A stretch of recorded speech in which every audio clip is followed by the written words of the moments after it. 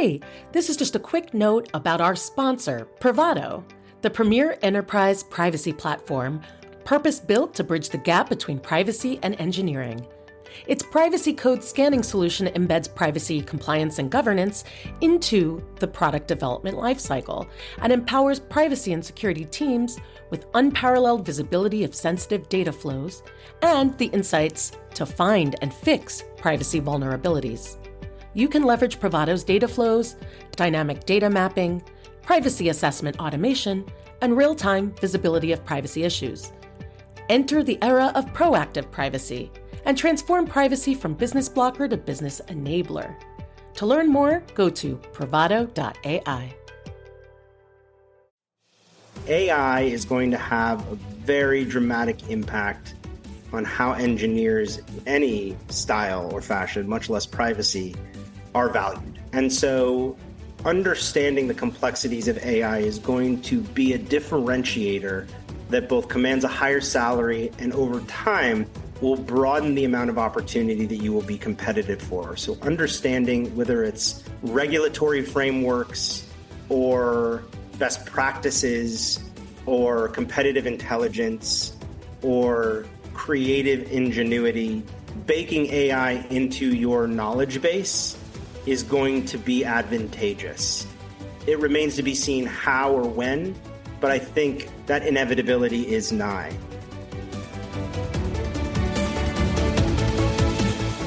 Hello, I am Deborah J. Farber. Welcome to the Shifting Privacy Left podcast, where we talk about embedding privacy by design and default into the engineering function to prevent privacy harms to humans and to prevent dystopia. Each week, we'll bring you unique discussions with global privacy technologists and innovators working at the bleeding edge of privacy research and emerging technologies, standards, business models, and ecosystems. Welcome, everyone, to Shifting Privacy Left. I'm your host and resident privacy guru, Deborah J. Farber. Today, I'm delighted to welcome my next guest, Jared Kosalia, the founder and CEO at True Staffing Partners, a 14-year-old globally recognized, award-winning contract staffing and executive placement search firm that represents talent and opportunities in 3 core industry verticals: data privacy, e-discovery, and cybersecurity. Today, we're going to be discussing what's new on the horizon in the market for privacy engineering, specifically around contract work. Welcome, Jared. Thanks for having me. Great to be here on the coolest podcast in privacy. Oh, you know how to flatter. I appreciate it, though. I know my audience really has an appetite for more information about the state of privacy engineering and privacy tech job market. Obviously, I'm eager to have you on the show. Jared, it was perfect timing meeting you at the IAPP Privacy Security Risk Conference in San Diego last month. And so far, we've been building a relationship, and I feel like I've known you for a long time. I think it has to do with us both being from the New York area. But, anyway, that's neither here nor there. So meeting you is wonderful. And then I know from having talked to you before recording this episode that you really do have a finger on the pulse of the contracting market for privacy roles, including privacy engineering jobs. So what I'd like to do, if you're up for it, is to focus on the current state of the contracting market generally for privacy jobs, and then focus on what you're seeing and what you're forecasting for the privacy engineering market specifically. Does that sound good to you? Sounds like an amazing plan. I have lots of information to share. Absolutely. Awesome. Okay, great. I guess the first up is you compare and contrast for us what the contracting market is like from the market for full-time placements generally, but also, if you want to contextualize with privacy jobs. Yeah, I may kind of give you a little bit more than just an answer to that because it's a complex ecosystem, right? Yeah. What happened in Q4 of 2022 was a bit of a shock to the system for privacy engineering, meaning we saw the stock market after nearly 24 months of meteoric rise on the NASDAQ crash pretty hardcore. And that crash led to a significant amount of layoffs in big tech, but generally across the Fortune 500 and beyond. And those layoffs, for the first time, maybe in a decade, dramatically affected the engineering community, particularly the privacy engineering community. And that hasn't necessarily come to a full stop yet. As we just saw, I think 2 weeks ago, LinkedIn, Microsoft laid off 700 employees. About half of those were engineers, and many of them involved in privacy and security engineering. So why? Why did they all get laid off? Mostly because these big tech companies needed to improve their profitability. And in order to improve profitability and get their stock prices to go back up, they needed to fire people. Headcount is the most expensive line item in any business, and certainly with very expensive, very skilled privacy and security engineers, they became an easy target. Now, what happened at the same time in Q4 of 2022 is the rise and birth of what we now see as AI in a new and enriched way. So a couple of things happened after those events, right? Zuckerberg lays off 10,000 people. The rest of big tech slowly follows over the next 3 to 5 months. And then the rest of corporate America follows over the next 6 months following. A lot of those people were paid very well. A lot of them are doing advanced privacy engineering in a way that a lot of companies hadn't even begun to institutionalize in their programs. So what we started to see happen at the beginning of this year in 2023 were a lot of organizations trying to take advantage of all these rift privacy engineers becoming available, some for the first time ever in their careers, on the market. But here's the problem. Most companies couldn't afford to pay the full-time salaries that privacy engineers were commanding in big tech at their organizations that were not part of big tech. And that dissonance between what a privacy engineer was commanding from their former employer in terms of a full-time base and total compensation and what other employers were willing to pay was a pretty wide gap. So the rise of privacy engineering contractors was given birth for the first time in the privacy industry's entire history. For the last decade or more, what we've seen is an extreme drought of supply, despite whatever the high demand may be for privacy engineers. And in Q4 of 2022, there was now a supply available. But they couldn't afford to hire them at the same rates that they were being hired by big tech, or they weren't willing to. What they have been willing to do is bring them on in either a fractional or a part-time capacity as contractors to come on board and impact the organization. And that has become really appealing to a lot of job seekers that are privacy engineers. A lot of times there is a greater sense of satisfaction by making an impact rather than looking for something that's going to be stable. Stability has never really been the cornerstone of why people join big tech companies, nor has it been the historical trajectory of their career. I'm going to go to work at Twitter and spend the rest of my life there. I mean, some people may have thought that, but they were also very surprised when that company had a change of control. And that also led to a lot of layoffs, as we know. And that was not just economically based, but just because of a massive change of control in a company that had really been an apex of a lot of privacy engineers either getting their start or thriving. And so now we're seeing companies bring them on in fractional capacities.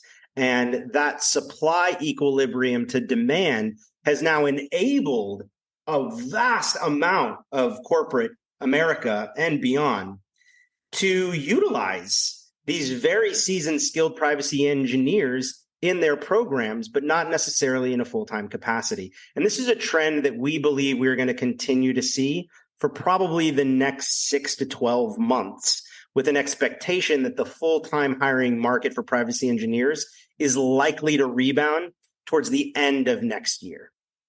Wow. So I've got definitely a few questions there. One being, at the end of next year, why do you see that as a boon in hiring for privacy engineering?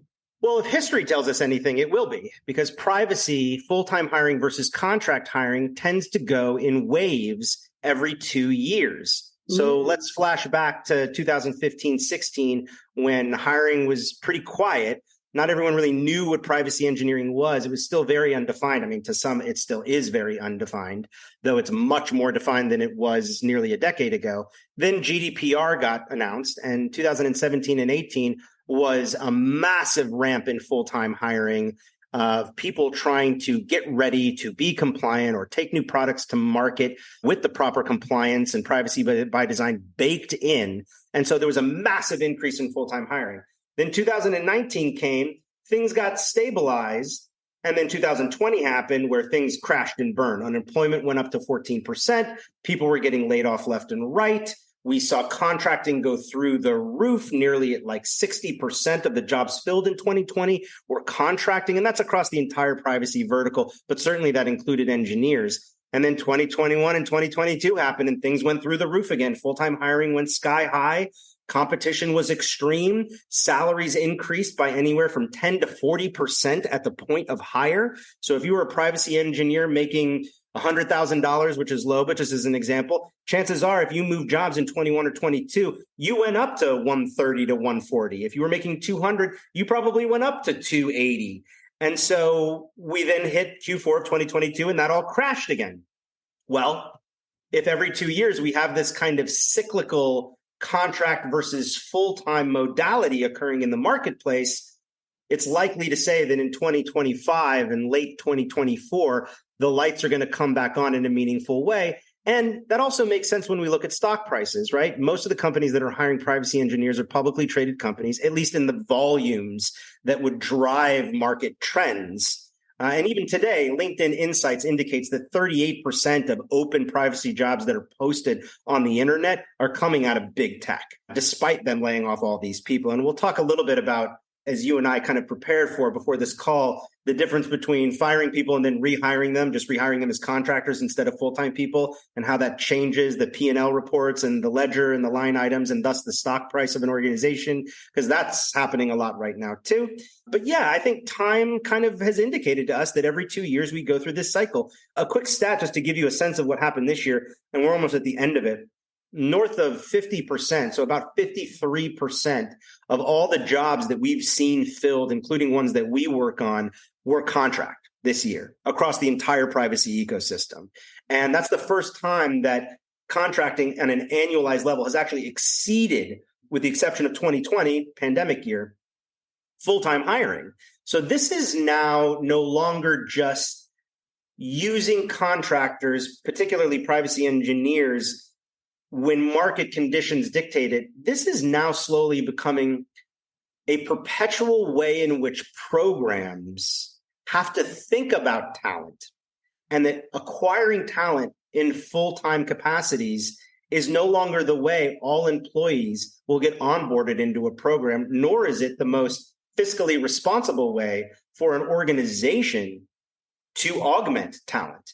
They may not need a privacy engineer to come on board forever. They may need them for a succinct 3 to 6 month project and then phase them out. And now they're able to go to market and find somebody with really specific skill sets that can have the kind of impact they need in that 3 to 6 month window.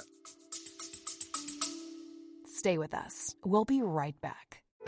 Hello, loyal listeners. The Shifting Privacy Left podcast is seeking sponsors who want to help educate our growing community of privacy engineers. Position your brand in front of privacy engineers, architects, developers, researchers, and privacy tech buyers. Insert a 30 to 60 second ad like this one into every published episode of the podcast. This is dynamic content after all. Feature your new product, an upcoming conference, a sponsored special deal, endless opportunities. Email sponsorship@shiftingprivacyleft.com for more information on our sponsorship package. Okay, let's get back to our engaging privacy conversation.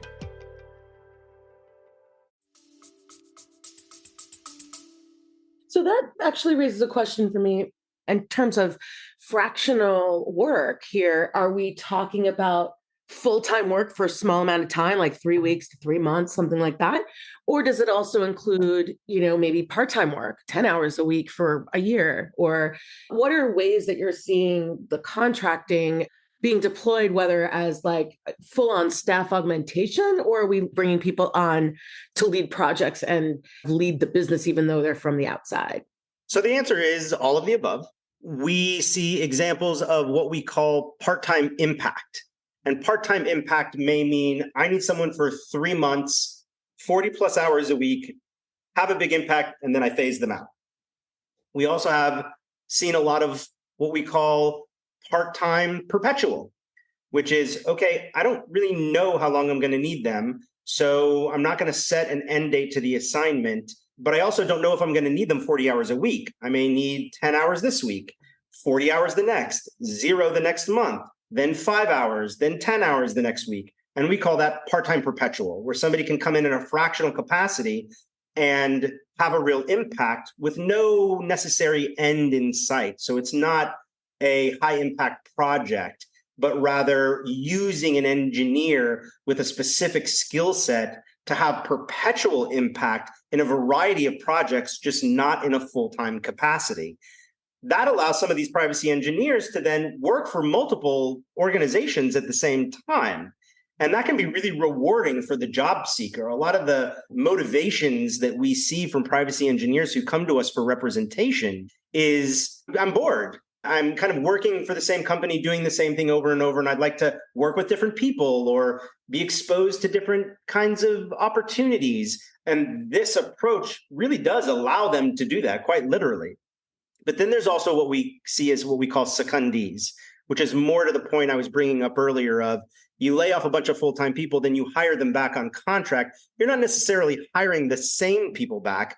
Quite often, they're hiring a less expensive person or people back to replace the expensive people that they let go. But when they hire somebody back, they may hire them back and have them have the same responsibilities that they would have had as a full-time employee, but they're not a full-time employee. They're not a direct hire. They're a contractor, even though they're working direct hire full-time employee hours.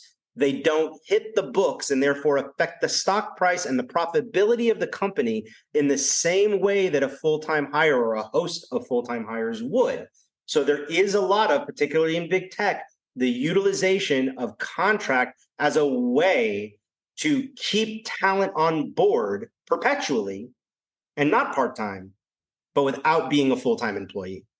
I love it. I mean, that appeals to me for sure. So I think that allows someone to have a lot of varied experience at multiple organizations and be able to kind of have a say in what projects that they take on and then not get bored. I think that's huge because, and just thinking about, I think about some operational privacy stuff, like if you're in a large company and you're, leading something like the onboarding of data stores to data deletion capabilities, I can tell you from personal experience, you might really burn out from how boring that can get.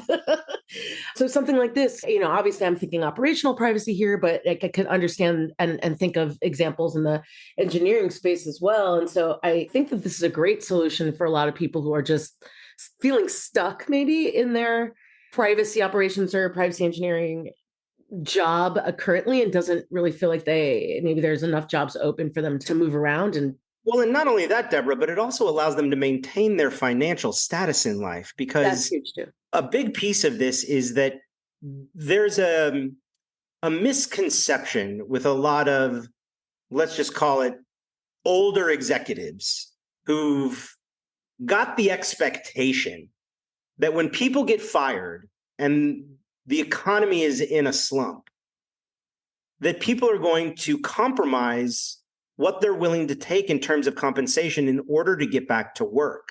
But what we've witnessed happen since the big tech layoffs of Q4 2022 is that privacy engineers are not willing to take $100,000 pay cuts in base compensation just to get back to work, because they know, like we do, that this will rebound and likely much faster than things have historically pre-pandemic. So they can wait it out 18 to 24 months.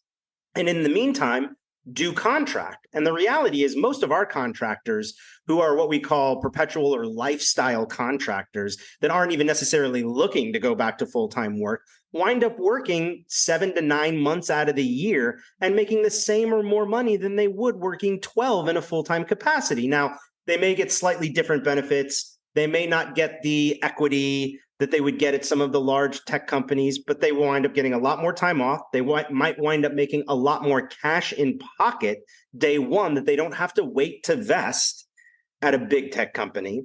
And they get the diversity that you just described as well. Yeah, I think that's great. I mean, I've worked for consulting firms in the past, and the diversity is always there at any consulting firm, most consulting firms, unless they're like specialized vertical. But I have felt in the past like I was a resource to be deployed and not an autonomous human, right? Like someone got us this project, our sales team got us this project. We need to match a human to it. You're a human and available. We're matching you to it, right? Like that's sometimes how, at least in the past, I've kind of felt like I didn't have enough autonomy and flexibility to pick what I want to work on or say this is a project we shouldn't have even picked up in the first place because of X, Y, or Z. So I do love that this flexibility of what you call part-time perpetual work in a contracting setting still gives you that sense of like, I'm not going to take a job or I'm not going to take a project through a true staffing, for instance, if I think the project is going to be boring or if I don't think there's enough buy-in from the executives or whatever my own personal valuation is of the project. I still feel like I can make self-determination as to whether or not it's a good fit, as opposed to in like a consulting firm, you don't always get that choice. Well, one of the big differences, particularly with working with my organization versus working at a consulting firm, is a consulting firm is going out looking for business and then pushing people they have on staff into those roles. Right. When working with us, we're going out and looking for contracts that would be appealing to the people that we're representing who are looking for lifestyle contracts. And you're right. I mean, we used to have a marketing campaign a few years ago that was take control of your career by being a contractor, because in a lot of ways, moving from full-time job to full-time job lacks some of the control that a lot of very seasoned privacy engineers or privacy professionals in general are looking for to stay both satiated and engaged in the work that they're doing day to day. Makes a ton of sense. So what trends have you been seeing generally when it comes to privacy job seekers, how they're trying to find privacy engineering roles? And then also, I guess in the same answering, you could also answer, how do hiring managers typically find candidates for privacy engineering roles? Yeah, so this is a big can of worms, but let's go ahead and open it up, Deborah. Let's do it. So let's start with the latter part of your question, and then I'll probably ask you to come back and ask me the first part again, because the latter part is, I've got some really compelling statistics for you. Oh, great. Everyone get your pen and paper or get your notes ready. The way that most people in corporate America are looking to staff privacy engineering jobs is DIY. And what do I mean when I say DIY? DIY staffing. DIY staffing usually consists of a couple of different avenues with which to pursue. Oh, let me just spell that out for any of the non-native English speakers that, well, you actually did spell it out. DIY is do it yourself. Do it yourself, which means you're not engaging a company like me to sitting on a bench of talent all the time and constantly increasing that bench. We like to brag that when someone gives us a job order, privacy engineer, any privacy professional, you're getting at least 3 to 5 resumes in 48 hours. Here's what most people are doing with a DIY. They're either posting the job on the internet, on their company website, posting it on a LinkedIn job board, using their own LinkedIn channel to solicit talent, using their internal human resource or talent acquisition teams, many of whom, just like a lot of engineers in Q4 of 2022, got fired. Because guess what? If you're not going to hire people and you're firing thousands and thousands of people at your organization, who are you going to fire? Well, you're going to fire the people whose job it is to hire people, and that's your internal recruiters. So in addition to a lot of privacy engineers getting laid off at the end of last year and throughout the course of this year, so too did a lot of internal recruiters who, A, had a lot of institutional knowledge about the companies that they work for, but B, also had a lot of niche subject matter expertise about the specific divisions in those businesses that they were staffing for, a la privacy. Those people all got fired. Not all of them, but lots of them got fired because companies were not planning to rehire for the next 12 months. So then what happens? So they hire somebody that hasn't worked at the company before, that is going to post the job online and essentially be the linchpin for sifting through or parsing through all inbound resumes. Here's the statistic that blows my mind and will probably blow all our listeners' mind. We did an analysis and we went through the last 5 years, and that's thousands and thousands and thousands of applicants, tens, if not 100,000 plus applicants that have applied to jobs that we've posted online. Of all the applicants, and we get 100 plus a day conglomerate between all the jobs that we post in privacy, of all the applicants who sent us their inbound resume for a job we posted, only 8% of those candidates actually get those jobs. Only 8%. That means 92% of the time when we're filling a job requisition from a client, it is not coming from someone that has applied to a job posting, and thus we have then reverted their resume and candidacy to our customer. It is coming from a million other sources, like networking at conferences, like hardcore recruiting, like peer referrals. Most corporate America is relying on inbound resume submission to fill their jobs, which is why one of three things is happening. Either A, the jobs aren't getting filled because the quality and caliber of the candidate is not matching the desired hire, or B, the right candidate is slipping through the cracks somewhere in the process of parsing resumes because the human resource professional isn't necessarily an expert on privacy or the company and doesn't know a good resume when they see one. Or three, they're hiring somebody who's less expensive, isn't at the caliber they want, and then 3 to 9 months later, they're having to replace that person because it's not the best hire for the job that they needed, because they're looking at the people that are only winning 8% of the time, not the 92% that are passive job seekers who are relying on experts in the space to broker the next move for their career. And privacy engineers are very calculated about the moves that they make and the kinds of companies that they want to go to work for. So this DIY approach has not only net people being unsatisfied with the talent they're getting, or people missing out on talent because it's not being parsed correctly, or people mishiring, it's also led to a lot of people saying, I'm just going to go contract. I'm not going to look for these full-time jobs because they're trying to get me at a discount, or this person doesn't really understand the nuance of what I do, or my resume got lost in the shuffle. And we see that happening day and day again. And the net of this is also jobs stay open for a really long time. I mean, we fill an average privacy engineering job in about 35 to 45 days. And I see a lot of customers that are trying to do it themselves. And those jobs have been open for 120, 200, 220 days because they're essentially waiting for the right candidate to apply for the job. For the most part, 92% of the time, the right candidate isn't applying for the job. They're waiting for somebody to approach them about it. And so when you say approach them about it, are they looking for somebody to see their LinkedIn and reach out and say, we need someone who's doing exactly what you're doing, but at our company? Are the job seekers actually going to networking events for purposes of job seeking? Or is it something a little more on the down low where it's like, I'm kind of looking, but I'm not actively applying? It's a little bit of all of them, but let's take networking at conferences as an example. Most of the people who are hiring managers for privacy engineers are going to conferences and generally socializing with other hiring managers for privacy engineers. They're not necessarily, unless it's a few very choice events, getting surrounded by a pool of potential people that will be subordinates, right? You go to a lot of these executive leadership conferences and it's peers. It's not necessarily subordinates. So I don't know how effective that going to conferences has been for leaders in privacy engineering, unless it's a very few targeted events. Also, because of the pandemic, so many events have moved virtual. And one thing that does not translate from an in-person conference to a virtual conference, though I think knowledge sharing and knowledge transfer does, but networking does not.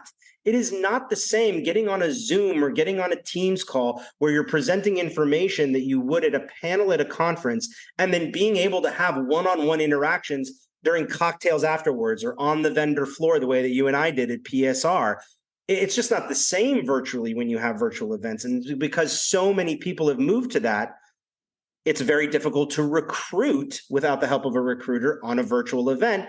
And add to that, when everybody thought we were going to go into a recession this year and everybody started getting laid off in Q4 of 2022, guess what else got pulled? Not just headcount, but budget to go to conferences. Right. And most of the people that you're looking to hire are mid-market, which means 3 to 8 years of experience. And those are the people who lost the budget to go to conferences. Right. I mean, you and I were both at PSR. It was filled with a lot of high-end people. It was not filled with what I would consider the masses of the middle market for privacy engineering. It was filled with a lot of sales, executive, leadership professionals, with some middle market professionals in there, but those people didn't get the budget to go to these conferences. So that's not really been an effective recruitment tool for a DIY approach. Right. That actually tracks with what I've seen too. Although I know there's a privacy engineering section, but I don't feel like IAPP is the champion of engineers or anything. So it's not exactly like privacy engineers are flocking to a conference predominantly about privacy law consulting, privacy ops, right? Like that's mostly what IAPP is for. And while they're trying to capture some of the privacy engineering market and build community around it, I wouldn't say that they've fully succeeded in bringing in those engineers into the fray, where that they're spending their precious budgets on going to an IPP conference rather than an engineering focused conference. Well, I also think the engineering managers are smart enough to know not to send their highly desirable employees to go get poached at a conference. I've had a lot of my customers say it outright. No, I'm not going to send my people to that. Why? So that they can go get poached by one of my competitors, right? That's a fair point. I hadn't considered. Makes sense that you would think about that.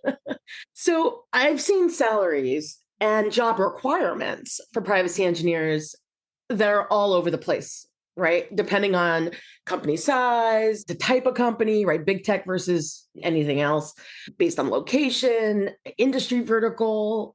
Can you unpack for us what you see as like why you see these discrepancies all over the place and maybe give us some insight into how salaries are calculated for privacy engineers? The first two buckets that I think are the easiest to help define the discrepancies in compensations are regulatory scrutiny and business opportunity. And sometimes those go hand in hand. And if there's an organization that has tremendous regulatory scrutiny, but also tremendous business opportunity by bringing in skilled engineers that can help take products to market or improve the enterprise in a way that drives client acquisition, client retention, or just overall revenue growth, that's where you're going to see inflated salaries compared to peers in the marketplace.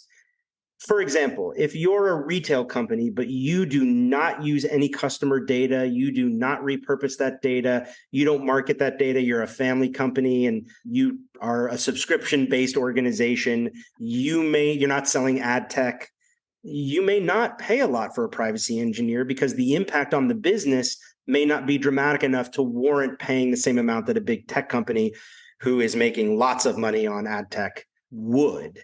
Now, in the same token, if you're a bank or a healthcare company who are under tremendous regulatory scrutiny, but may not have the same business opportunity that a big tech company have, you may wind up paying a premium for a privacy engineer because the risk associated with a failure to have good privacy by design baked into your products or your process could be disastrous from a financial perspective, much less a reputational damage perspective.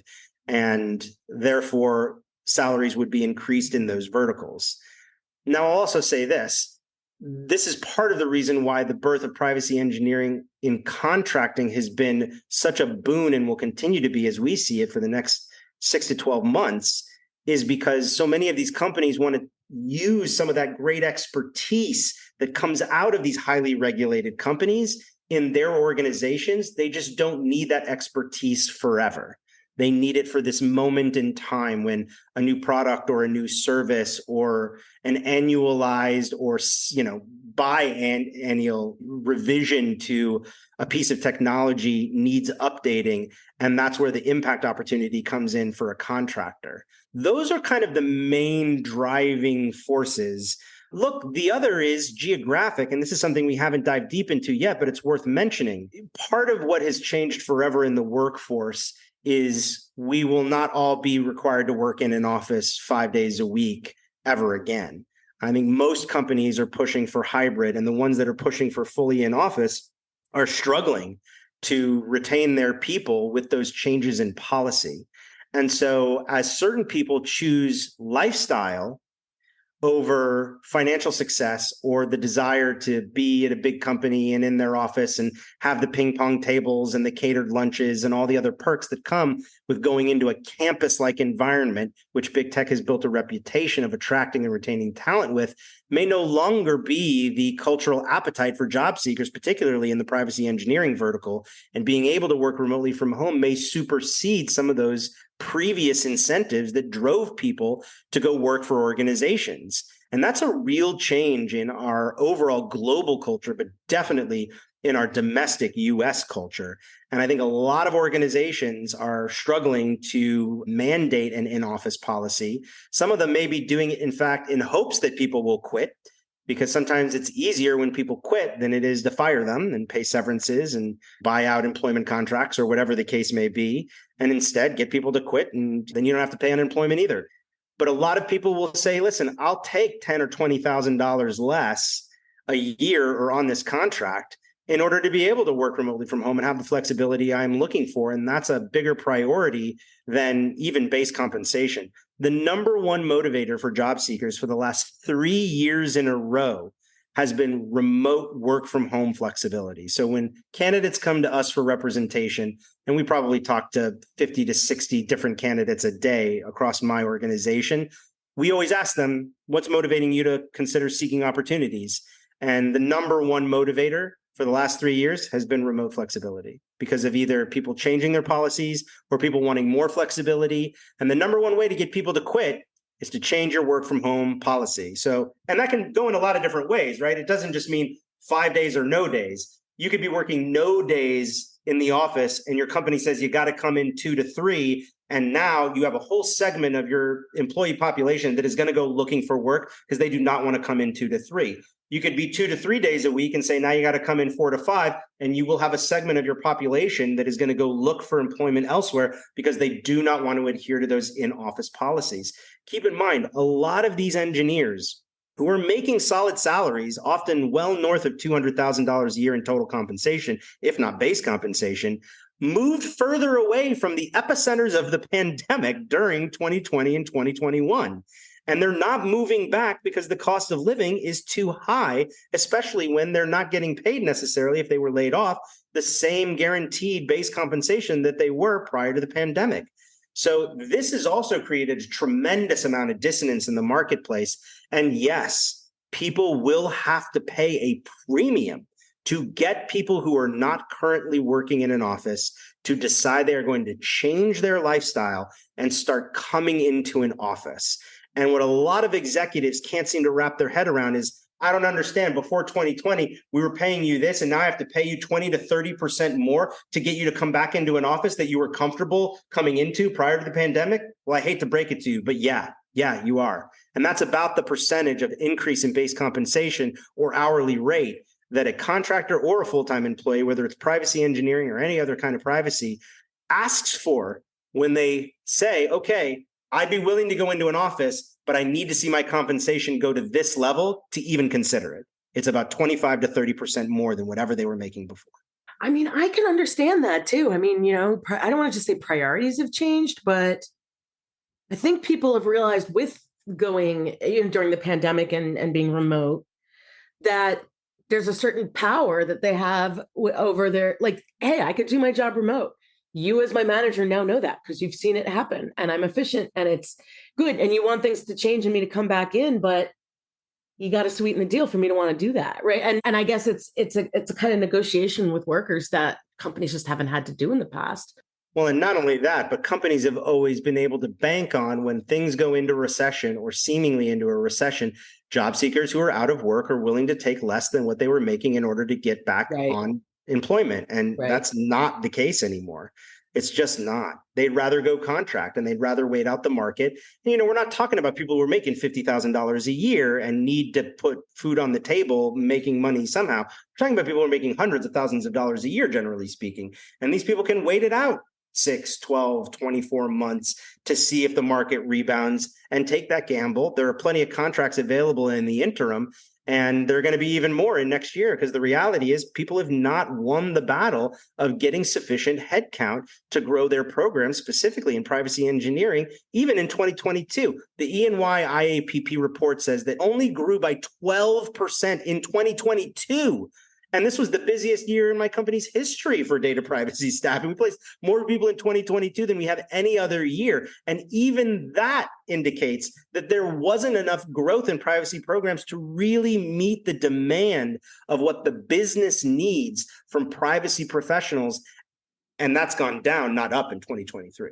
So I was going to ask you, what are your predictions, regarding privacy engineering and privacy operations job market for 2024 and beyond? You started to answer some of what before I even asked the question, started to talk about what you kind of see for the future a little bit, but I want maybe a fuller answer because, you were waxing philosophical, and now I would love for you to make kind of some predictions. Like, what do you foresee and what kind of advice would you give to folks looking for privacy engineering roles based on your predictions for 2024?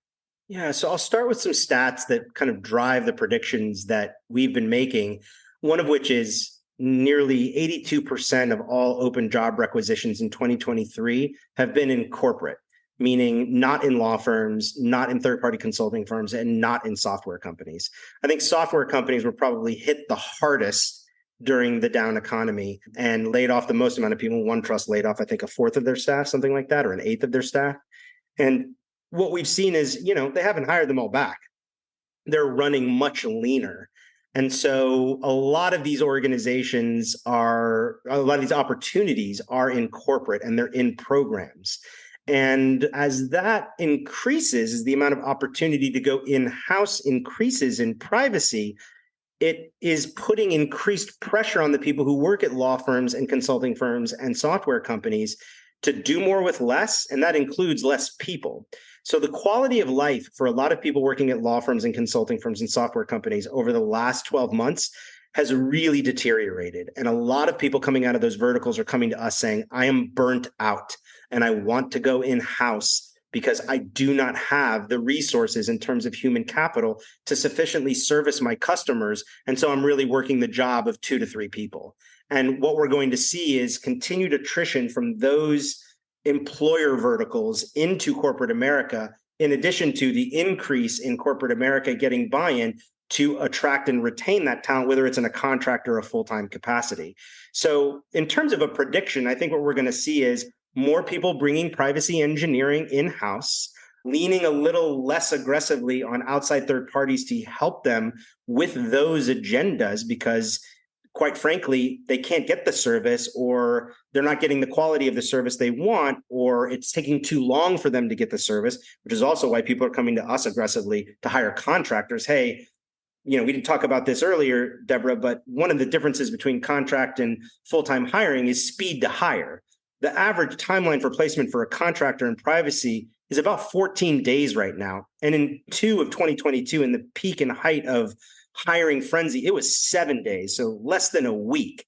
So if you're looking for someone to come and impact your program as a privacy engineer, it'll take you 14 days or so with my organization to get somebody hired, right? From the time we send a resume to the time somebody gives a verbal acceptance, that's what we call speed of hire. But if you're trying to DIY staff it yourself and you're trying to hire it in a full-time capacity, and you're 30 to 40% below market of what people want in terms of compensation, and you don't know how to parse resumes that come in bound to your organization, and that's the primary means with which you're trying to recruit, your search could stay open for 200, 300 days. I mean, I know a couple big household name companies that have had the same job open the entire year.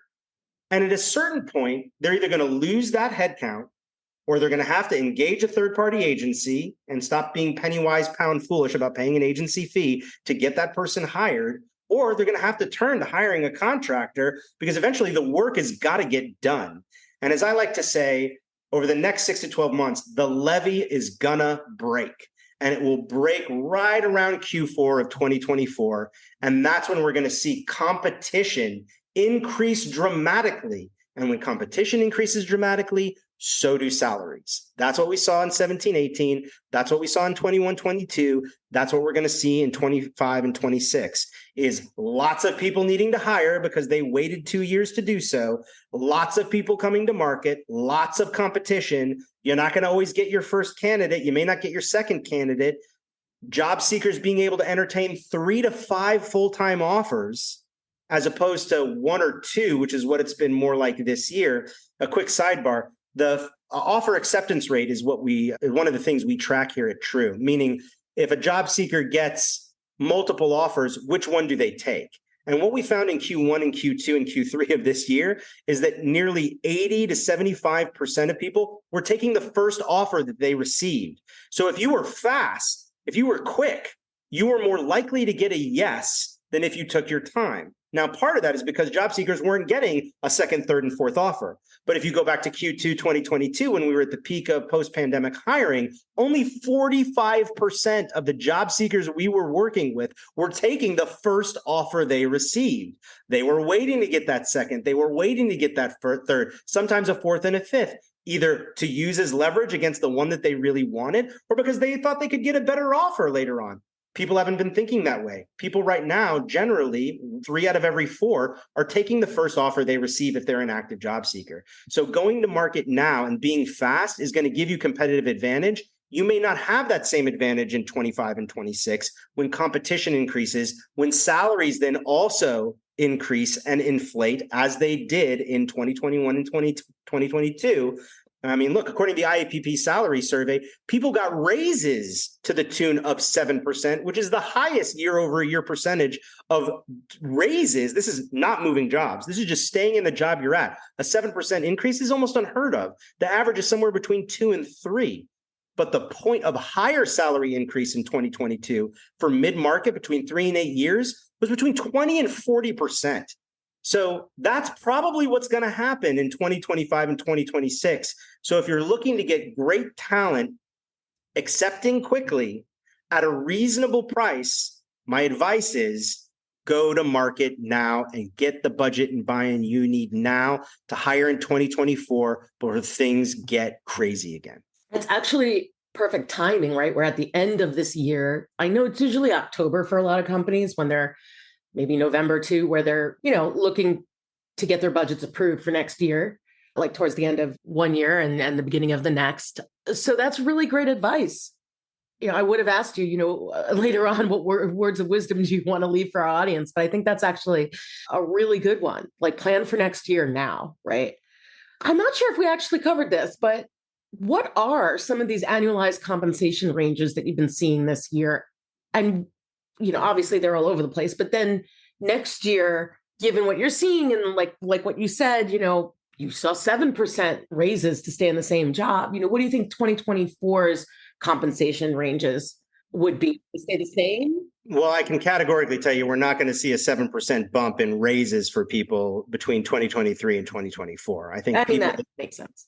They're not going to get big raises, if at all, are going to get raises. So if you want to make more money, as always, but certainly this will be exacerbated in this annualized cycle, you're going to get more money by changing jobs than you are by asking for a raise. Having said that, I still think we'll probably see low single-digit raises across the board in privacy because privacy people are valued and they are unique and they are special in the ecosystem of corporate America. But I think in terms of salary increases, what we saw in 2023 as a counterpoint to 2022 was about a 12 to 24% increase at the point of hire. So despite it even being a down economy, job seekers are still commanding 12 to 24% increases in base compensation compared to what they were making in their current positions, which is still a very sizable increase. And that's mainly for people in the 3 to 8 year window. What I would say in terms of salary ranges is it really depends on industry. And you have to look at both base comp and total compensation. With the Fortune 500, and there are outliers that are exceptions to the numbers I'm about to give you, and big tech, if they're not in the Fortune 500, though most of them are, we're seeing anything for privacy engineers between 175 and 300 on base compensation. But those total compensations, depending on the size, scale, and complexity of the role, whether they're managing people, process, technology, or all of the above, can range anywhere from 250 total comp to a $600,000 a year total compensation. When we move into banking or financial banking and brokerage or healthcare tech, It's less by about 25 to 30%. So we've seen engineers anywhere from 130, 150 base, all the way up to 2.25 total compensations at a bank. Sometimes you can double your base at a bank, but usually it's about like somewhere between 25 and 75% bonus on top of your base. So somebody making 150 might make 300, might make 225, 250. It really just depends. And then I think we go into this next tier, which we'll call telecom, food services, retail. Those engineers often can make similar to big banking and healthcare on the base, but often do not see nearly as lucrative of bonus. So base salaries can range anywhere from 130 to 200 in those areas, but often, the total comp hovers around 160 to 250 on those high and low ends. That's fascinating. I was sitting there just taking in those numbers and thinking about my own experience working in different verticals. And I guess I could see why some of the highly regulated verticals would pay a little more given how, like if you're like a payment processor or like a bank or something, you need to have high fidelity of your data. There's just a lot more regulators that are breathing down your neck. I could see why there'd be a willingness to pay more versus retail, which has a lot of privacy issues, but might be a little more immature when it comes to compliance and engineers that are kind of like integrated into the compliance life cycle, so to speak. I think that's very accurate. And I would also add that when you start hybridizing those industries, for example, fintech or healthcare tech, that's where you start to hybridize those salaries too. And certainly a healthcare tech company is going to pay more than a healthcare company. Fintech company is probably going to pay more than a bank. I would also add this. The volume of jobs is going to be bigger in the big tech, despite the salaries maybe seeming aligned, than it is in the banking, brokerage, and healthcare space. You just won't see the same amount of human beings doing privacy engineering and the healthcare community as you will in the technology community. So the amount of jobs available is very different, even if the salaries are somewhat aligned. Yeah, it's also making me think about the privacy regulations that kind of drive these things. HIPAA doesn't have as much uncertainty in it. There's processes and ways of addressing risk in privacy and security that are very specific in HIPAA. And where you see something like GDPR, there are a lot of requirements there, but some of it is principle-based and needs a lot of legal interpretation. And because it's still such a new global framework that people are trying to, business are trying to deal with, it's a lot more uncertainty about whether or not approaches are correct or will stand the scrutiny of legal or stand up to legal scrutiny, excuse me.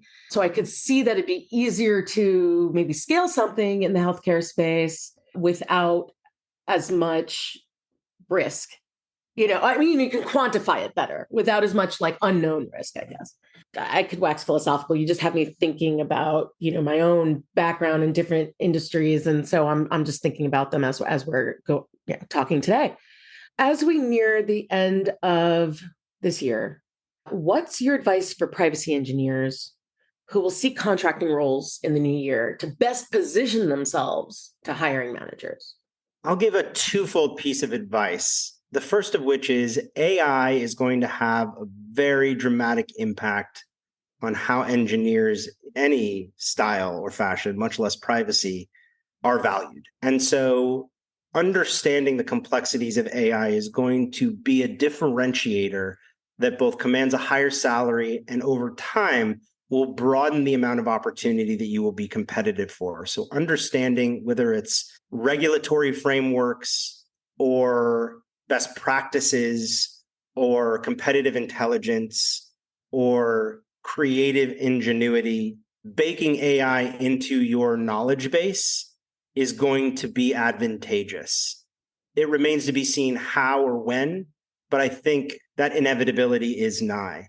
The second thing I would give advice and guidance for privacy engineers when seeking jobs is you've got to focus both on your resume and on interviews in talking about what you've done, not about what you know. And where we often find our privacy engineering candidates faltering or not getting the jobs is because too much time is spent during the process, either on paper or in person, speaking about the hypothetical instead of talking about the actual and the practical. And people really want to hear what you've done, how you've done it, and what your process is or was on those projects. And often I think engineers, particularly privacy engineers who like to wax poetic, often talk about the things they know and not the things they've done. And that's where things tend to get off track in the interview process. So really focus on good storytelling that is historical and not hypothetical. That's really good advice. Thank you. What resources do you recommend for privacy engineering job seekers? I know you have some resources through True Staffing. Are there ones you'd like to direct people to? So we have a ton of resources. We have our annual data jobs report, and that gives you insight into speed of hire. That gives you insight into volumes of jobs and what industries they're in. It gives you insight into point of hire compensation, which is very different than the IAPP salary survey, which we sponsored and co-developed this year with the IAPP, because all of that is what people tell you they're making. Our data really comes from what we're actually placing people in or what we know people are accepting in terms of offers. And those numbers are very different. So I would check that out, our annual data privacy jobs report. It comes with lots of valuable information and market intelligence about what's happening in our community. But if you've never been a privacy contractor or you've never hired privacy contractors, we have tons of resources available about what you can hire, what's available out there, how you can silo your experience to become a privacy contractor, how to maneuver in the ecosystem as a contractor or as a hiring manager looking to hire contractors. You can find all of that at truestaffingpartners.com, TRU, staffingpartners.com. It's all available there and free for all to consume. Awesome. Thank you so much. I'm going to put those resources, links to that in the show notes so that everyone has access to them. And do you have any closing words of wisdom you'd like to leave everyone with today? Privacy is an amazing industry. It's an amazing community. If you found your way into it, either by accident or deliberately, you're blessed. Don't leave. We need you. There's high demand for your skill sets. And thanks for having me, Deborah. I really appreciate it. Oh, that was my pleasure. Thank you so much for joining us on Shifting Privacy Left to talk about contracting for privacy engineering roles. Until next Tuesday, everyone, when we'll be back with engaging content and another great guest or guests.